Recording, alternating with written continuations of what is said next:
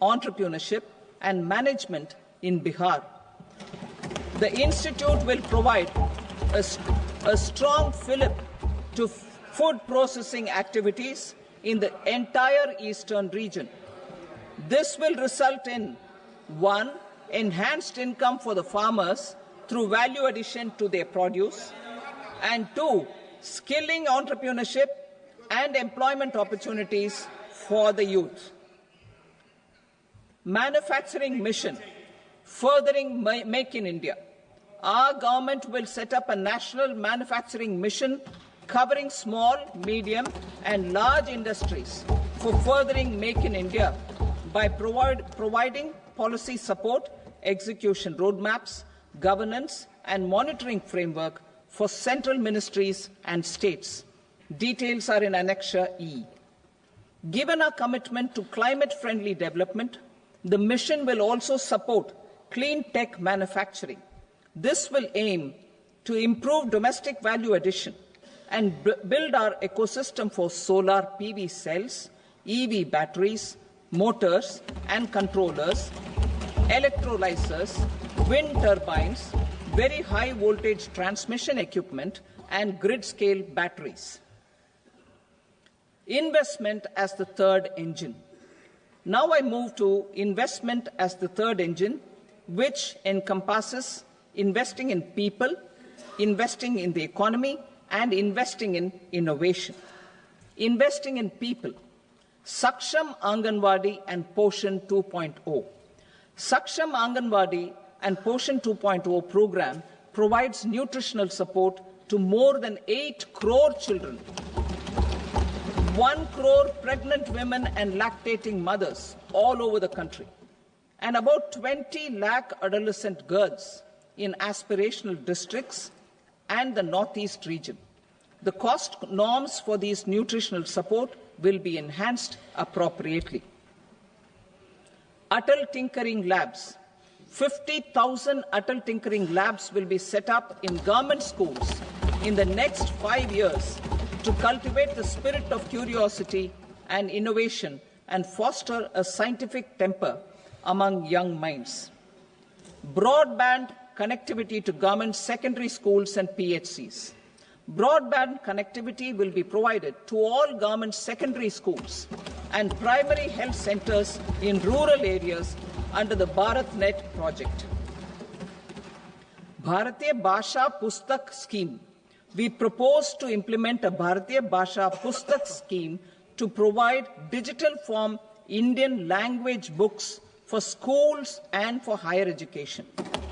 This aims to help students understand their subjects better and in their language.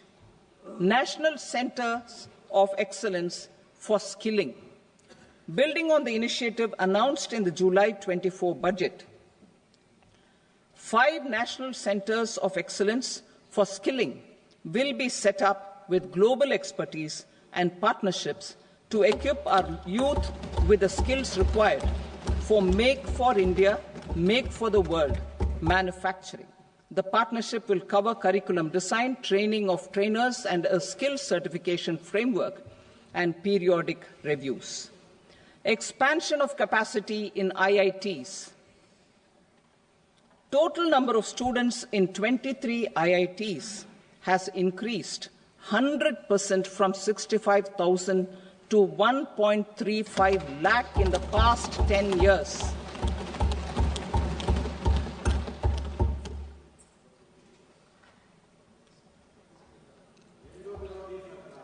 Additional infrastructure will be created in the 5 IITs started after 2014 to facilitate education for 6,500 more students. Hostel and other infrastructure capacity at IIT Patna will also be expanded.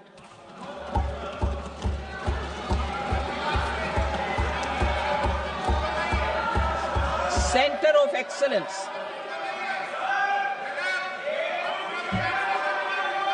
Center of Excellence in AI for Education. I had announced 3 centers of excellence in artificial intelligence for agriculture, health and Sustainable Cities in 2023. Now a Center of Excellence in Artificial Intelligence for Education will be set up with a total outlay of 500 crores. Expansion of medical education. Our government has added almost 1.1 lakh undergraduate and postgraduate medical education seats in 10 years, an increase of 130%.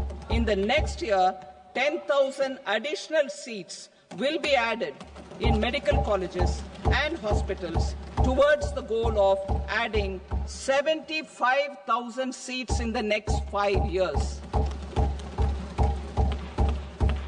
Daycare and cancer centers in all district hospitals. Our government will facilitate setting up of daycare cancer centers in all district hospitals in the next 3 years.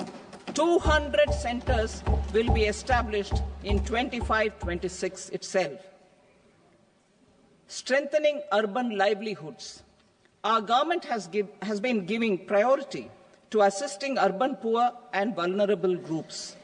A scheme for socio-economic upliftment of urban workers will be implemented to help them improve their incomes, have sustainable livelihoods, and a better quality of life. PM Swanidhi scheme has benefited more than 68 lakh street vendors, giving them respite from high-interest informal sector loans. Building on this success, the scheme will be revamped with enhanced loans from banks, UPI-linked credit cards with 30,000 rupees limit, and capacity building support. Social Security Scheme for welfare of online platform workers. Gig workers of online platforms provide great dynamism to the new age services economy. Recognizing their contribution, our government will arrange for their identity cards and registration on the e-Shram portal. They will be provided health care under PM Jan Arogya Yojana. This measure is likely to assist nearly 1 crore gig workers.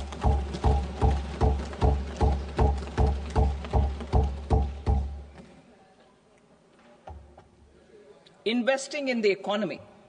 Public-private partnership in infrastructure. Each infrastructure-related ministry will come up with a 3-year pipeline of projects that can be implemented in PPP mode. States will also be encouraged to do so and can seek support from the India Infrastructure Project Development Fund, which is a scheme to prepare PPP proposals. Support to states for infrastructure. An outlay of 1.5 lakh crore is proposed for the 50-year interest-free loans to states for capital expenditure and incentives for reforms. Building on the success of the first asset monetization plan announced in 2021, the second plan for 2025 to 30 will be launched to plough back capital of 10 lakh crore in new projects. Regulatory and fiscal measures will be fine-tuned to support the plan. Jal Jeevan Mission. Since 2019, 15 crore households, representing 80% of India's rural population, have been provided access to portable tap water connections. To achieve 100% coverage, I am pleased to announce the extension of this mission until 2028 with an enhanced total outlay. The mission's focus will be on the quality of infrastructure and O&M of rural piped water supply schemes through Jan Bhagidari. A separate MOU or separate MOUs will be signed with the states and union territories to ensure sustainability and citizen-centric water services delivery. Urban sector reforms. Building on the July budget proposals, urban sector reforms related to governance, municipal services, urban land and planning will be incentivized. Urban Challenge Fund. The government will set up an Urban Challenge Fund of 1 lakh crore rupees to implement the proposals for cities as growth hubs, creative redevelopment of cities, and for water and sanitation purposes announced in the July budget. This fund will finance up to 25% of the cost of bankable projects, with a stipulation that at least 50% of the cost is funded from bonds, bank loans, and PPPs. An allocation of 10,000 crore is proposed in 2025-26. Power sector reforms. We will incentivize electricity distribution reforms and augmentation of intra-state transmission capacity by states. This will improve financial health and capacity of electricity companies. Additional borrowing of 0.5% of GSDP will be allowed to states contingent on these reforms. Nuclear energy mission for Vikasit Bharat. Development of at least 100 gigawatt of nuclear energy by 2047 is essential for our energy transition efforts.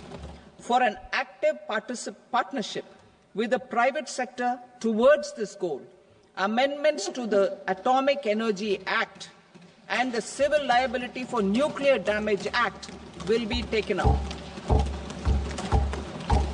A nuclear energy mission for research and development of small modular reactors with an outlay of 20,000 crore will be set up.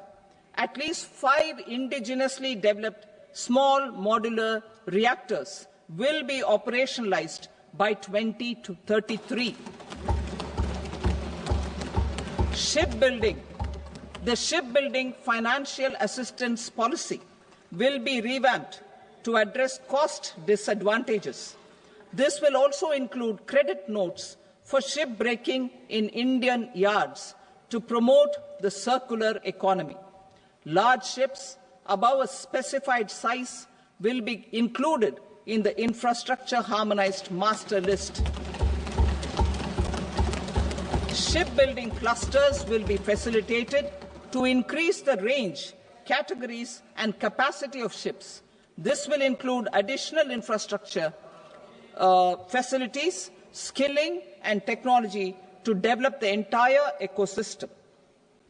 Maritime Development Fund. For long-term financing for the maritime industry, a Maritime Development Fund with a corpus of 25,000 crore rupees will be set up. This will be for distributed support and promoting competition. This will have up to 49% contribution by the government, and the balance will be mobilized from ports and from private sector. UDAN regional connectivity schemes. UDAN has enabled 1.5 crore middle-class people to meet their aspirations for speedier travel. The scheme has connected 88 airports, and operationalized 619 routes. Inspired by that success, a modified UDAN scheme will be launched to enhance regional connectivity to 120 new destinations and carry 4 crore passengers in the next 10 years. 4 crore additional passengers in the next 10 years.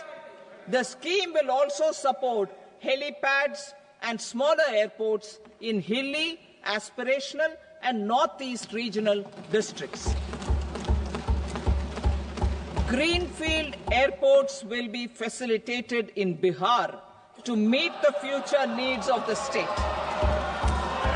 These will be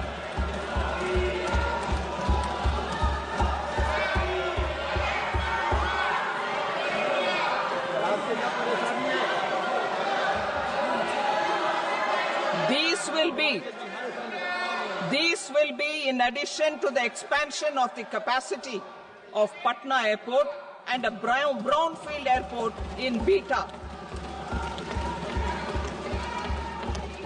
Western Kosi Canal project in Mithilanchal. Financial support will be provided for the Western Kosi Canal ERM project, benefiting a large number of farmers, cultivating over 50,000 hectares of land in the Mithilanchal region of Bihar. Mining sector reforms. Mining sector reforms, including those for minor minerals, will be encouraged through sharing of best practices and institutions of a state mining index. A policy for recovery of critical minerals from tailings will be brought out. Under the special window for affordable and mid-income housing, SWAMI, 50,000 dwelling units in stressed housing projects have been completed and keys handed over to home buyers. Another 40,000 units will be completed in 2025, further helping middle-class families who were paying EMIs on loans taken for apartments while also paying rent for their current dwellings. Building on this success, SWAMI Fund 2 will be established as a blended finance facility with contribution from the government, banks and private investors. This fund of 15,000 crore rupees will aim for expeditious completion of another 1 lakh units. PM Gati Shakti data for private sector. For furthering PPPs and assisting the private sector in project planning, access to relevant data and maps from the PM Gati Shakti portal will be provided. Tourism for employment-led growth. Top 50 tourist destination sites in the country will be developed in partnership with states through a challenge mode. Land for building key infrastructure will have to be provided by the states. Hotels in these destinations will be included in the infrastructure harmonized list. The following measures will be taken for facilitating employment-led growth. Organizing intensive skill development programs for our youth, including in institutes of hospitality management. Providing mudra loans for homestays. Improving ease of travel and connectivity to tourist destinations. Providing performance-linked incentives to states for effective destination management, including tourist amenities, cleanliness, and marketing efforts, and introducing streamlined e-visa facilities along with visa fee waivers for certain tourist groups. Continuing with the emphasis on places of spiritual and religious significance, in the July budget, there will be a special focus on destinations related to the life and times of Lord Buddha. Medical tourism and heal in India. Medical tourism and heal in India will be promoted in partnership with the private sector, along with capacity building and easier visa norms. Investing in innovation. To implement private sector-driven research, development and innovation initiatives announced in the July budget, I am now allocating 20,000 crore rupees for this purpose.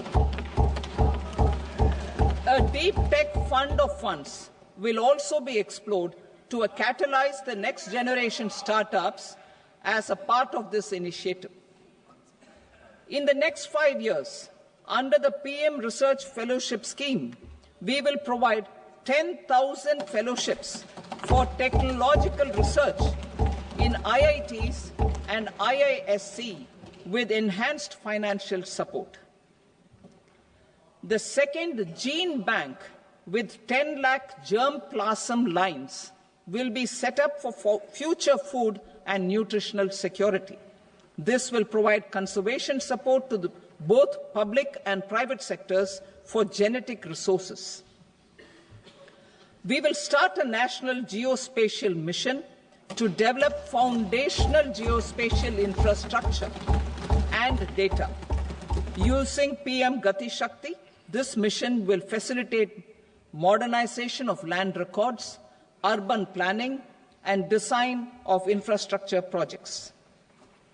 A Gyan Bharatam mission for survey, documentation, and conservation of our manuscript heritage with academic institutions, museums, libraries, and private collectors will be undertaken to cover more than 1 crore manuscripts. We will set up a national digital repository of Indian knowledge systems for knowledge sharing. Now I move to exports as the fourth engine. We will set up an export promotion mission with sectoral and ministerial targets driven jointly by the Ministries of Commerce, MSME, and Finance. It will facilitate easy access to export credit, cross-border factoring support, support to MSMEs to tackle non-tariff measures in overseas markets. A digital public infrastructure, Bharat Trade Net, for international trade will be set up as a unified platform for trade documentation and financing solutions. This will complement the Unified Logistics Interface platform. The BTN will be aligned with international practices. Support will be provided to develop domestic manufacturing capacities for our economy's integration with global supply chains. Sectors will be identified based on objective criteria. Facilitation groups with participation of senior officers and industry representatives will be formed for select products and supply chains. Through this, there are huge opportunities related to Industry 4.0, which needs high skills and talent. Our youth have both. Our government will support the domestic electronic equipment industry to leverage this opportunity for the benefit of our youth.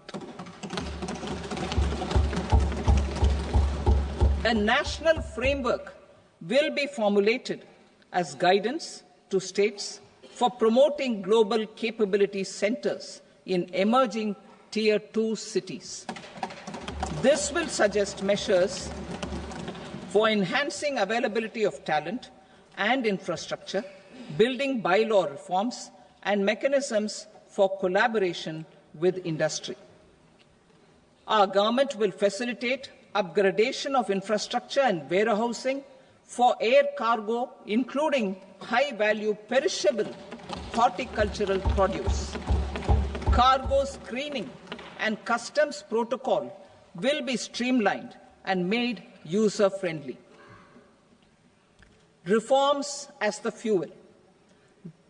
Over the past 10 years, our government has implemented several reforms for convenience of taxpayers, such as faceless assessment, 2, taxpayer charter, 3, faster returns, 4, almost 99% returns being on self-assessment, and 5, Vivad Se Vishwas scheme.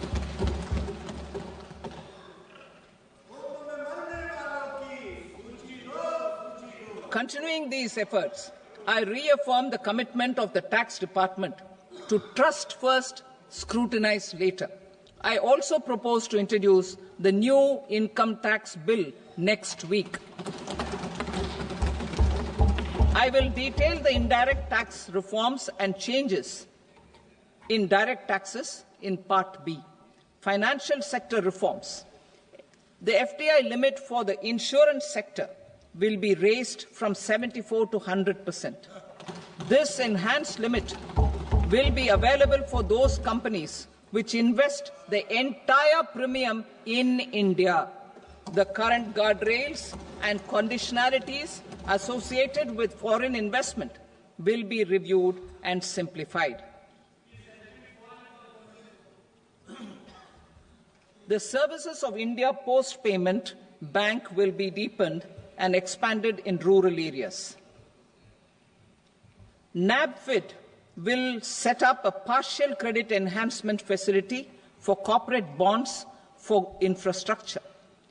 Public sector banks will develop Grameen Credit Score framework to serve the credit needs of SHG members and people in rural areas. A forum for regulatory coordination and development of pension products will be set up. To implement the earlier announcement on simplifying the KYC processes, the revamped Central KYC Registry will be rolled out in 2025. We will also implement a streamlined system for periodic updating.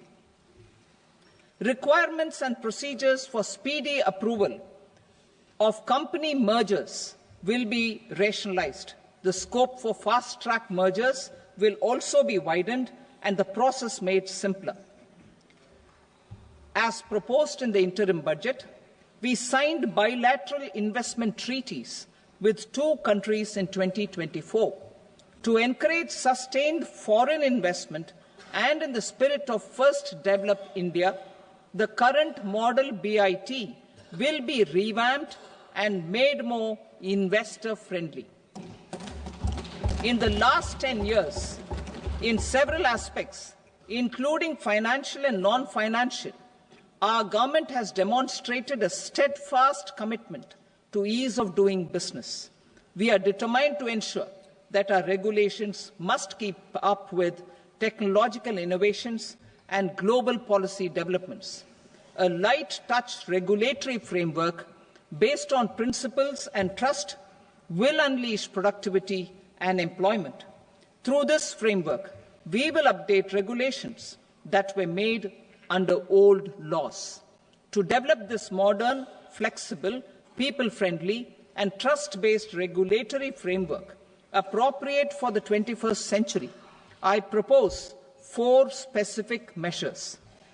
A high-level committee for regulatory reforms will be set up for a review of all non-financial sector regulations, certifications, licenses, and permissions. The committee will be expected to make recommendations within a year. The objective is to strengthen trust-based economic governance and take transformational measures to enhance ease of doing business, especially in matters of inspection and compliances. States will be encouraged to join in this endeavour. An investment friendliness index of states will be launched in 2025 to further the spirit of competitive, cooperative federalism. Under the Financial Stability and Development Council, a mechanism will be set up to evaluate impact of the current financial regulations and subsidiary instructions. It will also formulate a framework to enhance their responsiveness and development of the financial sector. In the Jan Vishwas Act 2023, more than 180 legal provisions were decriminalized. Our government will now bring up the Jan Vishwas Bill 2.0 to decriminalize more than 100 provisions in various laws. I now move to fiscal policy. In the July budget, I had committed to staying the course for fiscal consolidation. Our endeavour will be to keep the fiscal deficit each year such that central government debt remains on a declining path as a percentage of the GDP. The roadmap for the next 6 years has been detailed in the FRBM statement. Revised estimates for 2024-25. The revised estimate of the total receipts other than borrowings